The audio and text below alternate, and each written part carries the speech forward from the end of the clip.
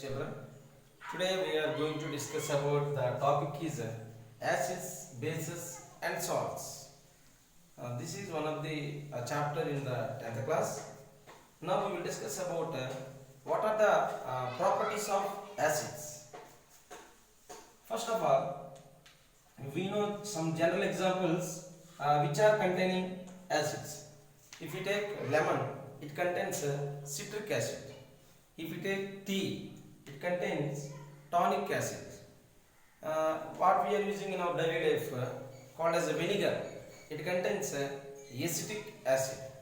So these we can give some examples for the acids. So what are the definition of acids? To explain the definition of acid, one of the scientists, his name is Arrhenius. Arrhenius proposed one theory. The theory is called Arrhenius theory. So according to Arrhenius, we can define an acid, the compound which dissolves in the water and which produces H plus ions. This is called hydrogen ions. The compound which releases H plus ions are called as acids. We can give some examples. If we take HCl, is called as a hydrochloric acid. Hydrochloric acid. HCl, when it is decomposed in the water, it releases H plus and Cl minus. Like that. If we take H2SO4, called as a sulfuric acid, HNO3 is known as a nitric acid. CH3 COOH known as acetic acids. So these are the some examples of acids. Again I am repeating. Acid definition is the compound which releases H plus ions are called as acids. Right. So these are few examples of acids. Then what are the properties of acids? We have to discuss. What are the properties of acids? Acids properties. Acids we can acids we can understand by the property. Generally, acids are physical properties. Sour to taste, and acids are oily liquids. Oily liquids means like oil only. If you touch the acid, if you touch the acid with fingers, you will feel like oily liquid. And we can recognize acid in the laboratory by using some reagents or some indicators. In that, one of the best indicator is litmus paper. Litmus paper. Generally, we have two types of litmus papers. One is blue litmus paper, another one is red litmus paper. If we take blue litmus paper, if we dissolve in the water to check it whether it is acid or not, it turns into red color. Blue litmus paper turns into red color if the given solution is an acid. This is one indicator. Another indicator is methyl orange. Methyl orange also one of the indicator. Orange. So this is methyl orange liquid also, solution also can turns into red color. So like this we can understand what are the physical properties of acids. Acids we are using in our daily life also. Most of the acids are we are taking as in our food content. When we are taking food, in that some acids are present. So these are the physical properties of acids. Now we are going to discuss about what are the chemical properties of acids. What are the chemical properties of acids? We can discuss the chemical properties. We know generally chemical properties means if the acid is react with any other compound, so what are the respective products will be formed. Suppose for example, acids with metals. How the acid are react with metals. Here we have to discuss few more points about metals. Metals are based upon their reactivity nature. We are classifying into three types: high reactive metals, moderate reactive metals, and low reactive metals. Generally, most of the low reactive metals cannot react with acids, but high reactive and moderate reactive can react with acids, and it can produce the respective salt and hydrogen.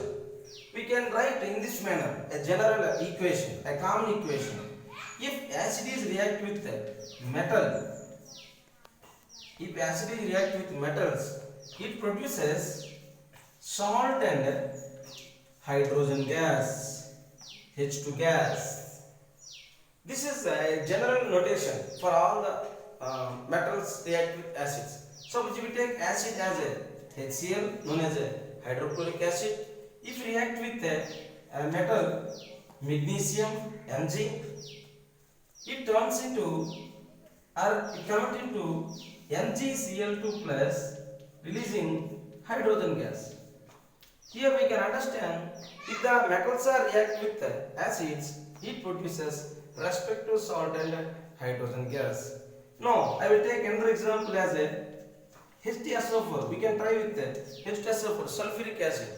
If react with a metal, moderate reactive metal zinc, it react with zinc, it convert into zinc sulfate plus H2 gas. Zinc sulfate plus H2 gas. So like this, acids if react with metals, it produces salt plus hydrogen gas. You can try with any other metals, with any other acids. The respective compounds are same, salt and hydrogen gas. Right. Here the condition is low reactive metals, means like Au, Az, Pt. These are cannot react with acids. These are low reactive metals, or we are calling as noble metals. Noble metals. This is one of the reaction of chemical property of acid. Second chemical property, how the acids react with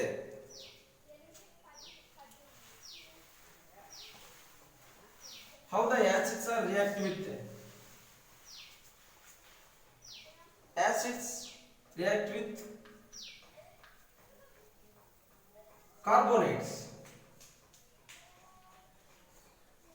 Carbonates. If acids are react with carbonates, if acids are react with carbonates, it produces acids plus carbonates. We can say as a metal carbonate, it converts into salt plus water plus carbon dioxide gas. If any acid, if react with a respective metal carbonate, it produces a common compound salt, water and carbon dioxide. Suppose if we take H2SO4 as an acid, metal carbonates, I am writing some examples here. CaCO3, calcium carbonate is Na2CO3, sodium carbonate, K2CO3, potassium carbonate. These we are calling as metal carbonates. If you take any one of these, if you take CaCO3 as a carbonate, it converts into CaSO4, calcium sulfate plus water plus releasing of carbon dioxide. So this is the common equation for acids with carbonates. Anytime if acid reacts with carbonates, it produces salt plus water plus carbon dioxide gas. You can try with any other acid. Suppose if you take HCl, no, you want to take HNO3, you can take. If you take K2CO3, potassium carbonate, we will try with different compounds. It converts into KNO3, potassium nitrate plus H2O plus CO2. So like this we can write, we can understand how the acids react with carbonates. First reaction is how the acids react with metals. There the products are salt and hydrogen gas. Here how the gases react with carbonates. Here the products are salt plus water plus carbon dioxide.